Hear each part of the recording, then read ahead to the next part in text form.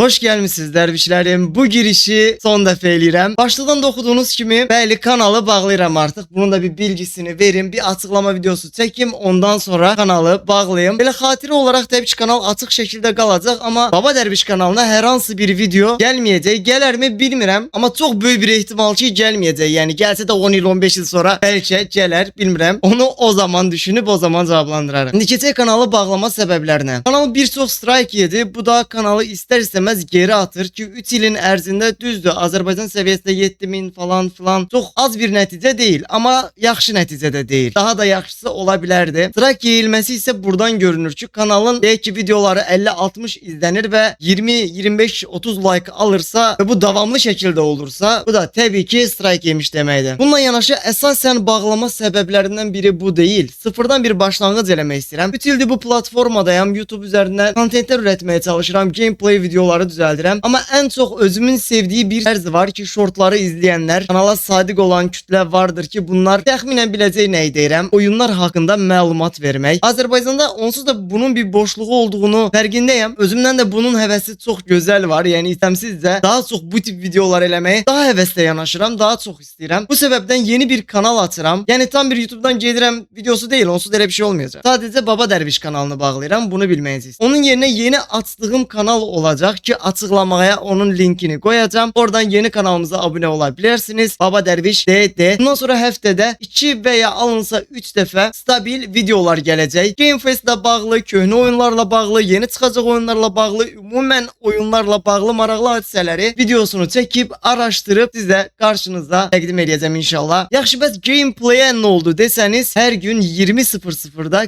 Kick'də canlı yayındayıq. Gameplay onun üzərindən davam edir. Hazırda Bannerlord üzərindən gedirik. Gəlmək istəsəniz buyurub gələ bilərsiniz. Açıqlamaya Kick adresimizdə yerləşdirəcəm. Yaxşısı ilə pisi ilə Baba Dərviş kanalında çox xatirəmiz oldu. Yeni insanlar çox tanıdıq. Yəni hər şey bir qırağa. Bu mənim ilk kanalım idi. Xatirəsinə görə belə mən bu kanalı silmərəm. Qıymaram açığına, yalan deyim. Çox böyük təcrübələr qatdı Baba Dərviş kanalı həm mənə, həm yayıncılıq barədə fikir sahibləri olduğunuz bu kanal bəzi YouTuber olmayan insanları belə YouTube'a cəlb elətdirdi ki, həmin insanlar hazırda YouTube'a video atmağa davam eləyir. Yəni bu kanalla başlayıb yolunu tapanlar da oldu ki, hamısına uğurlar olsun. İnşallah yolları açıq olsun. Alınları, ağ başları dik olsun inşallah. Hər nə qədər bir neçə vaxt bunu düşünsəm də çevrədəki dostlarım sayəsində də bir mənə dedilər ki, Davud dəyiş artıq kanalı, yeni bir kanal aç. Bu artıq olmur. Yəni bu tipdə olmur. Strike var dalbadal. Sən bir şey eləyəmirsən buna. YouTube'la nə qədər mübarizə apara bilərsən ki, mümkün deyil. Axır o testimi qırdım, ön yarğımı qırdım. Dedim baş üstə kanalımı açıram. Ki dediyim kimi açıqlamada linki olacaq. Hər birinizi yeni kanalıma gözləyirəm. Hələ ki hiç videosunu atmamışam amma onun da videosu yaxında inşallah gələcək. Uzun videolar olmayacaq. 10 dəqiqə, 15 dəqiqə, maksimum 20 dəqiqə. Azərbaycandakı bu oyun məlumatları, oyun haqqında araşdırmaların boşluğunu inşallah ki biz dolduracağıq. Özünüzə yaxşı baxın. Allah'a emanet olun. Alnımız ağ, başımız dik olsun hər zaman. O biri kanalıma gəlməyəcək olanlar da varsa sizin də uğurlarınız bol olar inşallah. Allah'a emanet. Bay bay.